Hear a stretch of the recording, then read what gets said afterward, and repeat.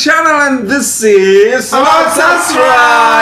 Yeay, Allah semangat banget ya. Okay, everyone, thank you so much for clicking this video to stop by to watch us, and today I'm not alone. Yes, it's not alone. Assalamualaikum everyone. Waalaikumsalam. Thank you so much for coming, Mr. Haji. Mr. Sastra. Oke, nah hari ini ada sebuah video akan kita reaksikan, Mister. Itu tentang kita banget, guru. Oh, apa tuh? Oke, Kenapa Mister, tuh? sekolah masuk atau mulai di jam berapa kalau di sekolah kita? Beda. Karena Mr.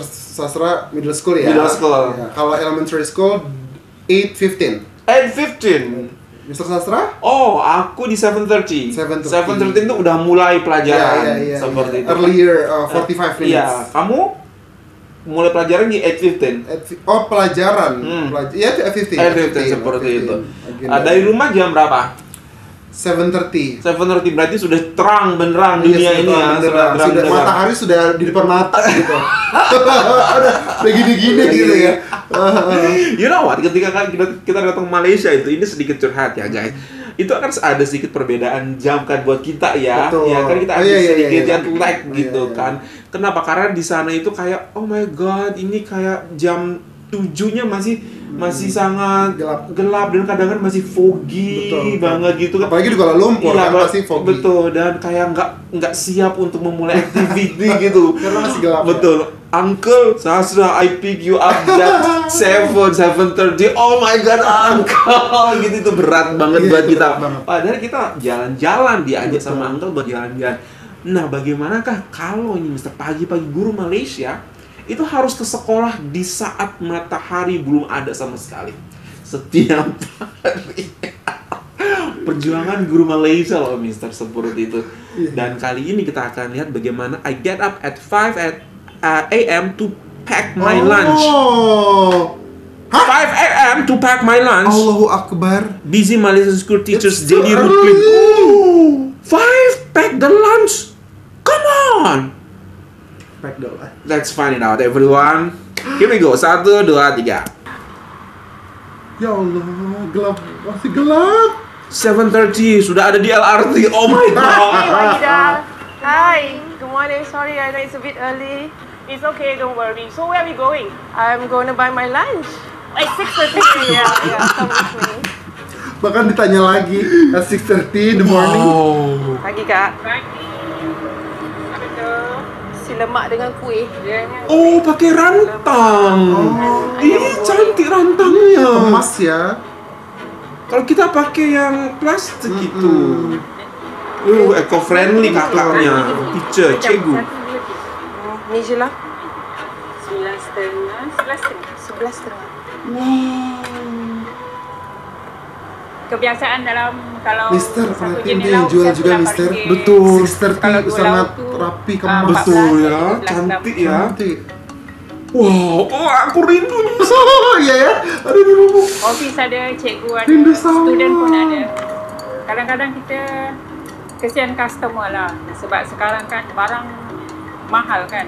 So dia macam untung sikit-sikit pun okey lah. So lepas sewa, lepas ada gaji sikit, Wah, lepas tetap sewa, pakai so apron free. dong. Wow, look at that. So KL. Wanida, do you usually have a budget? More or less, it's like a weekly budget.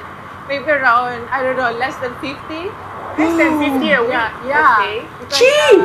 at times I So tapau yes, from very home. affordable. Yeah, but then other days, if I take the train, then I will tapau from the stall there. Wow. So actually, why are you up and about? Matahari pun belum ada itu. I'm a Matahari pun teacher. belum ada. I'm teaching English in school. Wow. School start at 7:20, but usually I reach earlier to do some marking or some paperwork just to get ready before the school start. School day until 1 o'clock, and then after that I have extra classes. So normally my day will end like around 4 to 5 like that. Oh, same lah like kita ya. Why can't you have lunch at school? Oh, because I'm actually teaching in a Chinese school. What? So the school doesn't really provide a halal ya certified food. Allah. That's why I have to tapau at the stall on my way to school.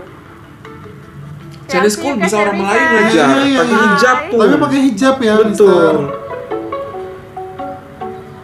Wow. Jam 10.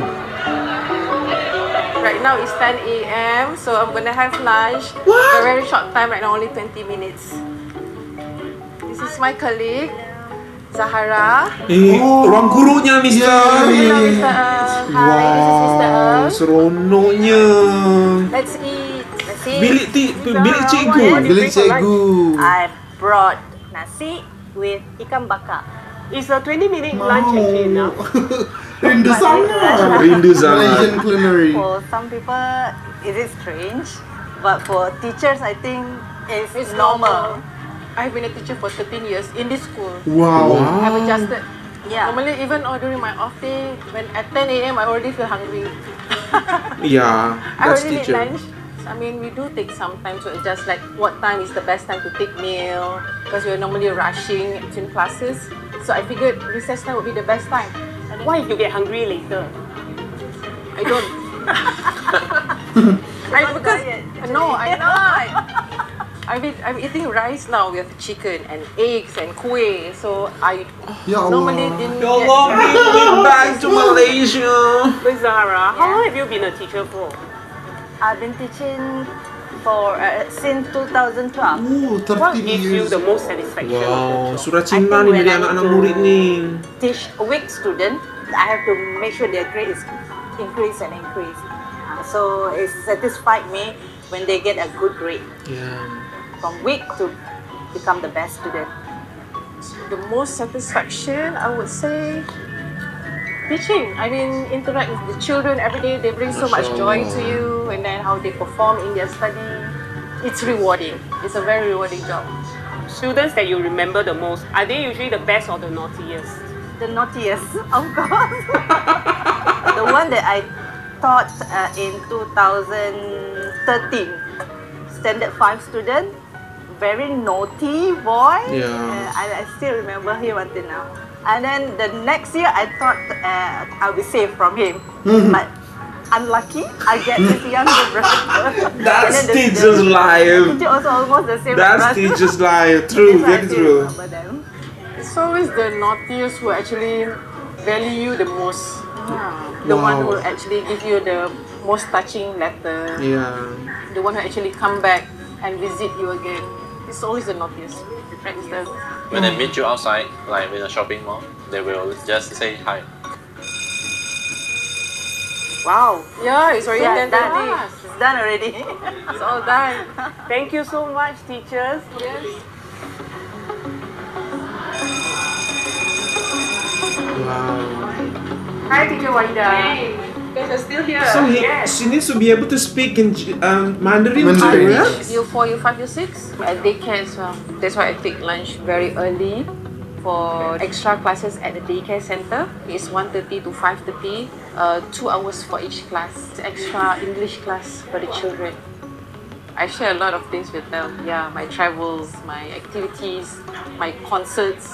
Last year I went to Coldplay concert. Yeah, and and then they were like asking me, teacher, do you get the tickets? Because I was like with my gadgets and all, battling for the tickets. Yes, yeah, they always feel that I'm like such a know-it-all. Teacher, I think you're like a science teacher, not an English teacher that I know, right? I know everything. I wasn't originally trained to be a teacher. I was in advertising before. Oh, like So me. there's a lot of social function, late night function. So my mom was a bit worried. My mom was a teacher, so she tried and put me into a school. So I started off as a temporary teacher, and then after that I figured that I kind of like this and decided to pursue. Brighter kids, they have this certain level of maturity where you can really hold a decent conversation. Whereas the weaker ones, you have to kind of like stimulate them. But I think how they appreciate you is always extra. They are Wow. always very transparent with their feelings. They don't hold back. Betul. I'm happy to go to work every day, waking up in the morning, very early, 5 a.m., but I don't feel it's hard to do because I don't see myself as doing anything else other than teaching. Okay, I have to go to my class right now. Thank you for having us. Thank you for joining us for lunch. Bye. Wow, di sini Mister bisa aku melihat keberagaman itu bener-bener nyata di sekolah Malaysia sesuatu yang mungkin jarang ataupun tidak pernah ataupun jarang bisa kita temukan di Indonesia. Betul. Tapi keberagaman itu bukanlah sesuatu yang istimewa, Mister, menurut saya. Tapi toleransi yang menjadikan keberagaman itu tetap ada, Betul. tetap di-embrace dan Betul. dirayakan. Betul. Contoh gitu ya, krayon atau pensil warna gitu ya. Misalnya kalau kita pegang satu merah, yang satu hijau, yang satu putih, yang satu biru, ya sudah itu warnanya. Tapi kalau mereka disatukan, Betul. warna-warninya Betul. jadi Colorful, indah kan? betul. Exactly. Nah, yang saya lihat adalah toleransinya yang menjadikan Betul. keberagaman itu indah. Menerima semua warna tersebut Exactly, ada di betul. posisi yang sama gitu. Bahkan Mister, tadi ya. saat recess time, Betul. They share foods. They share foods, gitu loh. Tidak ada masalah gitu kan. Luar biasa banget penerimaan daripada sekolah Chinese juga gitu. Sekolah Chinese Aku juga. surprise loh itu Betul. ketika dia cerita bahwa Cikgu ini cerita I teach at a Chinese school gitu Iya, ya. gitu. Karena as long as we remember di sini Ya, di sini sekolah contoh Chinese di sini ya, kan.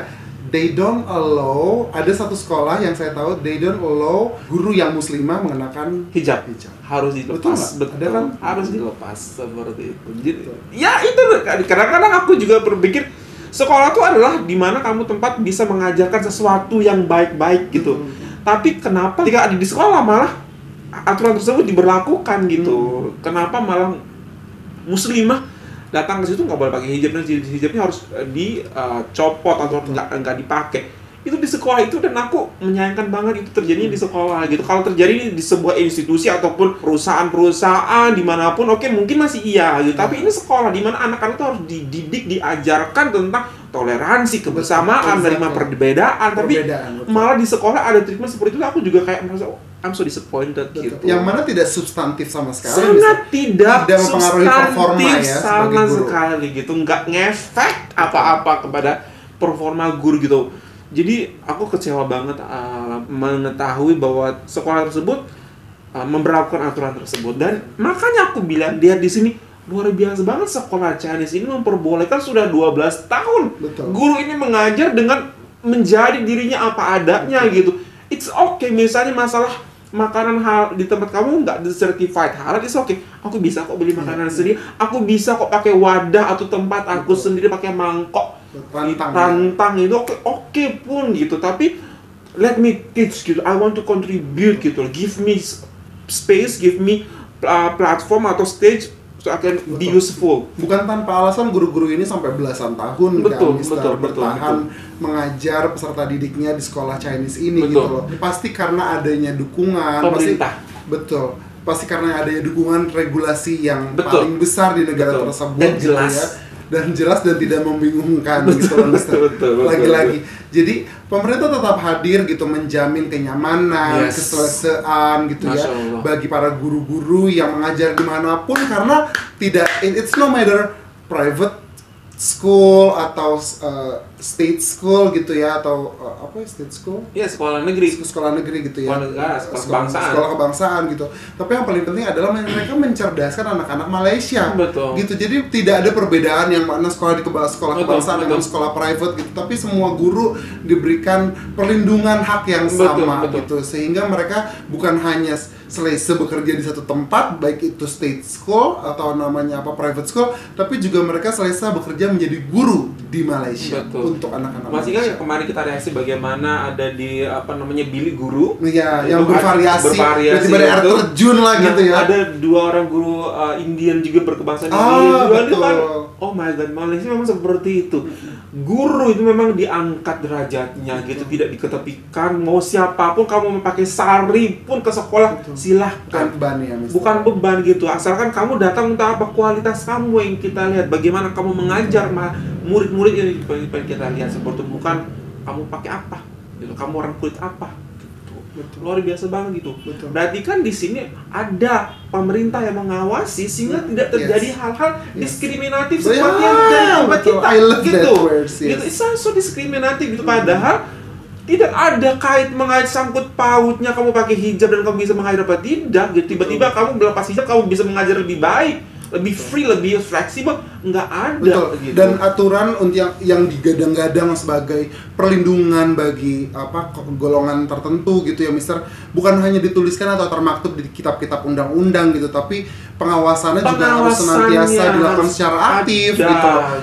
Bukan secara pasif. Pasif means ada peraturan tapi penegak hukumnya cuma terima telepon, terima laporan, terima pengaduan. Cuma menerima, gitu. tidak ada. Cuma penerima, tidak ada terjun langsung, Betul. tidak ada Tindakan hadir secara gitu. langsung, tindakan secara langsung. Tapi dalam hal ini saya yakin pemerintah juga secara aktif mengawasi regulasi-regulasi untuk memberikan kenyamanan bagi para tenaga pendidiknya. Betul.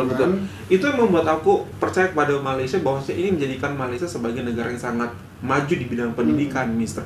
Jadi di bidang pendidikan tuh udah nggak ada gray area, semuanya jelas seperti itu. Nggak kayak di kita, mau belajar bahasa Inggris aja kita kayak ragu-ragu nih sekolah nih. Padahal bukan sekolah swasta, sekolah negeri.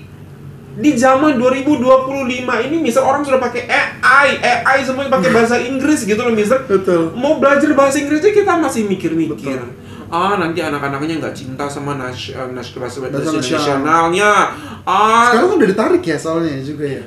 Gitu.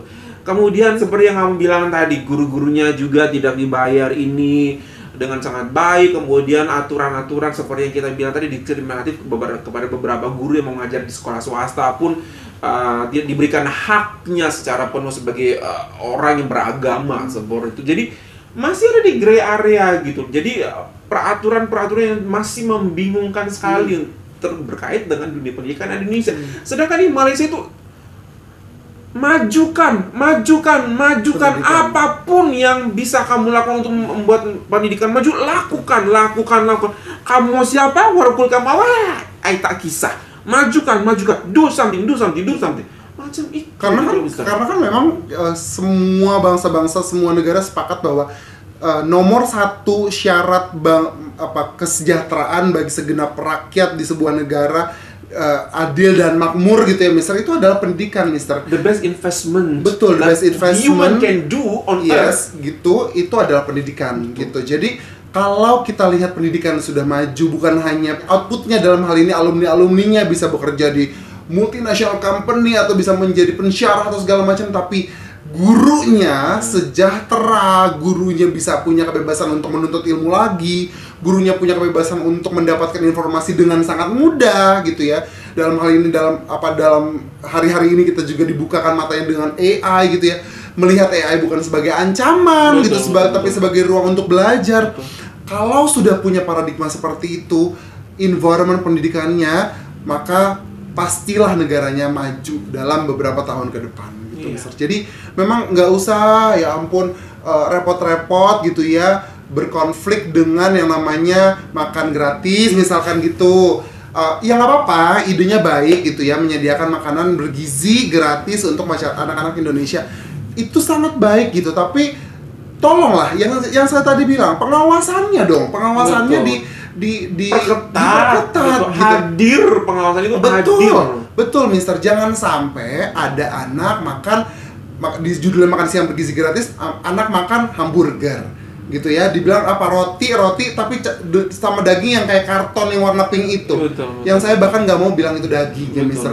Jadi idenya bagus, tapi apakah pengawasan dan sumber daya manusia kita cukup untuk menegakkan itu dan memastikan betul-betul bergizi dan gratis sampai ke muaraknya gitu loh, Mister.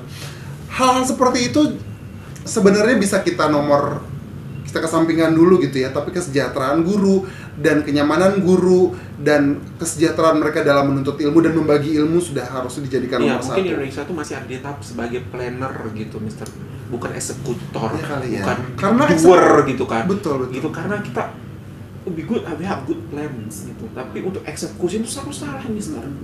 Eksekusi MBG salah, eksekusi tentang memberikan kebijakan tentang memberikan bantuan itu salah sasaran, salah orang ya. Selalu ada masalah ketika kita mau melakukan planning hasil ramuan planning kita yang mari kita mau mensejahterakan rakyat gitu. Kadang apa mungkin itu belum bisa diterima oleh semua orang gitu. Jadi di sini kita bikin plan besar, kemudian eksekutornya pun nggak sepenuh hati untuk mengeksekusi tersebut gitu. Jadi tidak ada koordinasi yang baik juga mungkin gitu ya. Gitu. Hal-hal seperti itu. Contoh juga BPJS kesehatan kan, Mister gitu. Itu kan baik sekali idenya kan sebenarnya, Mister. Tapi adalah orang lagi udah sakit banget gitu ya, disuruh foto KTP dulu sampai akhirnya meninggal sebelum di rumah sakit gitu bahkan.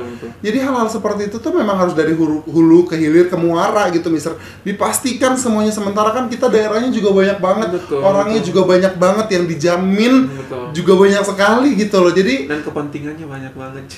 Aduh ya Allah, itu dia tuh rasuah dan banyak kepentingan juga, banyak sekali konflik of interest ya. Nah, balik lagi tadi Mister kan, we both of us agree that education is the best investment gitu. Tapi kenapa negara ini belum melihat itu, Mister? Negara ini masih melihat kayak membeli peralatan perang masih merupakan investment juga gitu, yang harus mungkin lebih dulu dibanding pendidikan. Gitu. Kenapa? Pendidikan belum menjadi investment nomor 1 di Indonesia ini.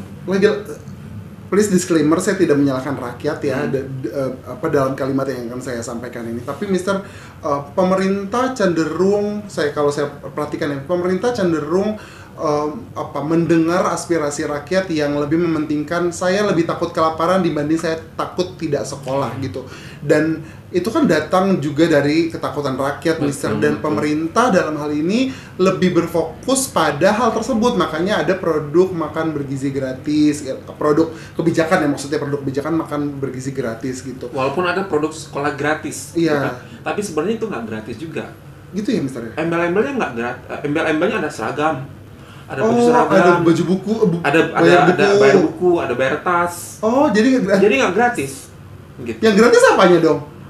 Datang ke sekolahnya. Datang ke sekolahnya gratis. Nggak bayar sekolah maksudnya, nggak bayar sekolah, tapi nggak bayar sekolah.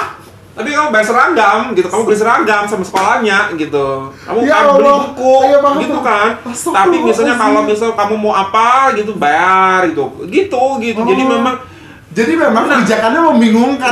Kebijakannya membingungkan. Jadi kayak masih sebatas planner gitu, tapi eksekutor kita duer itu kan masih kayak duer itu kan buat jadi kayak gitu. Pemerintah tuh memberikan kewajiban bahwa sekolah harus gratis. Tapi boleh gitu. Nah gitu, itu kan dari pemerintahnya misalnya. Kita datang ke sekolah masing-masing kan sekolah juga punya kepentingan masing-masing juga gitu. Jadi sekolah butuh biaya, perlu biaya untuk apa? Untuk bikin pagar, untuk memberikan genteng bocor atau apa gitu kan. Dari mana duitnya itu ya? Sekolah jual seragam. Betul ya. Jadi memang banyak sekali kebijakan yang idenya sih bagus. Idenya bagus tapi eksekusinya salah. Eksekusinya kemana-mana. I agree with you. Jadi banyak tapinya. Iya, kita masih sebanyak di situ. Sebanyak planner. Malah itu udah impactor gitu. Karena udah memberikan inspirator gitu. Betul. Udah inovator juga gitu. Kita masih planner gitu. Makanya kita masih ada di tahap sebelum ini. Dan yang paling parah dan yang paling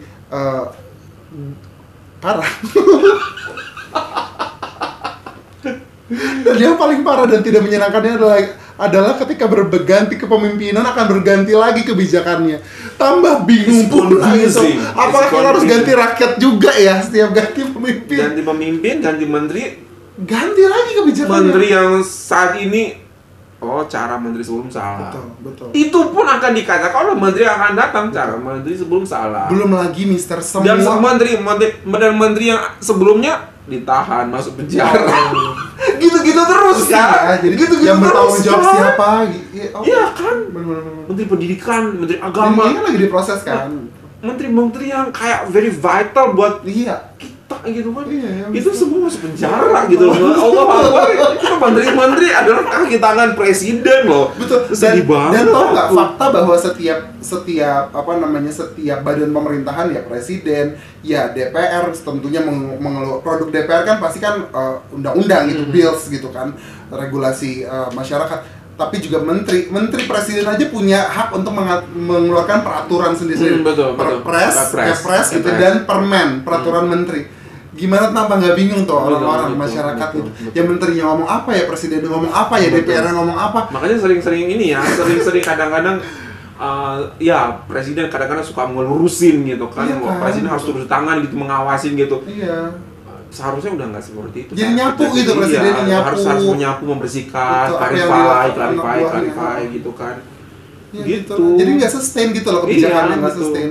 Ini gimana ya, Mister? Iya, makanya ulang lagi, dana lagi, keluar lagi. Kalau setiap 10 tahun pindah kebijakan, setiap ganti menteri pindah kebijakan, apa rakyatnya pindah negara aja kan? Ya kan semuanya pindah kebijakan, ganti kebijakan, ganti lama-lama ganti warga negara. Iya benar. Jangan ya guys. Jangan. Sedih banget ketika ambil menteri yang saat ini kita percaya gitu, kemudian ganti presiden, dia masuk penjara. Padahal waktu diangkat kan, wih, very inovatif. Gitu, wah, idenya keren banget. Ini harus begini. Ini yang terbaik gitu. Wow, iya, oke. Kesandung. Ganti presiden, dia masuk penjara. Itu Allahu Akbar. Mau sampai kapan rantai tersebut harus kita akhiri gitu loh, Mister, gitu kayak ya Allah. Makanya harus makanya itu kan pendidikan lagi. Iya, pendidikan lagi. Jadi mau nggak mau kita katakan bahwasanya keputusan mereka ambil itu bukan untuk rakyat. Gitu. Untuk golongan aja terbukti kenapa mereka kena kasus mulu.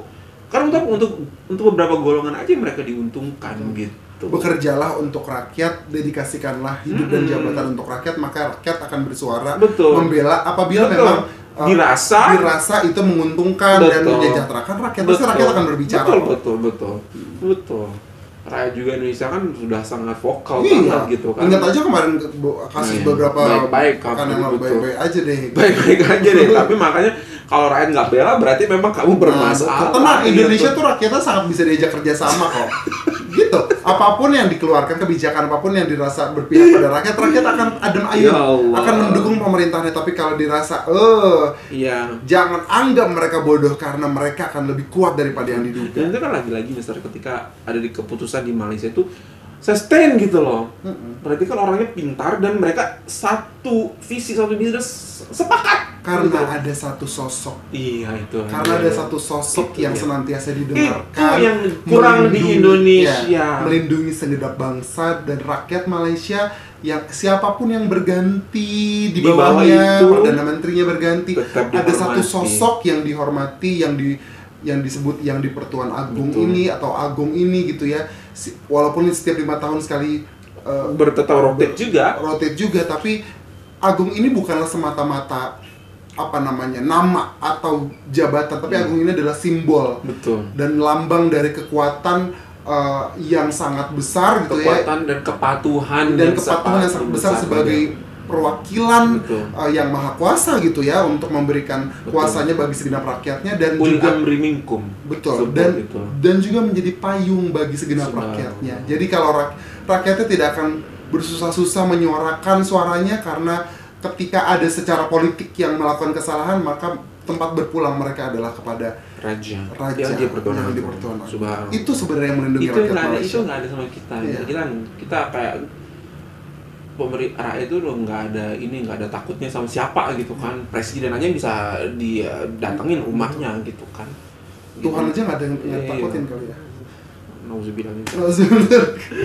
Wow guys, seperti itu luar biasa banget. Terima kasih banget untuk inspirasi ini. Bagaimana perkembangan pendidikan di Malaysia yang membuat kita semakin merasa oh my god, kapan bisa ada di titik seperti itu gitu. Merasa sedih ya gitu. Bahkan simple thing, orang beda etnis, beda agama aja kita lihat di Malaysia mereka bisa bekerja sama dengan sangat baik, kolaborasi dengan sangat baik dan terima dengan sangat baik. Aja kita merasa luar biasa. Itu masih susah bisa kita lihat di sini seperti itu. Toleransinya 100 luar biasa. Okay guys, that's all from us. Hope you find this very good. If you find this very good, don't forget to thumbs up and if you're new to this channel, don't forget to subscribe. Para informasi in Indonesia, Malaysia boleh banget. Indonesia, ayo kejar Malaysia. Harus bisa. Bye everyone. Assalamualaikum.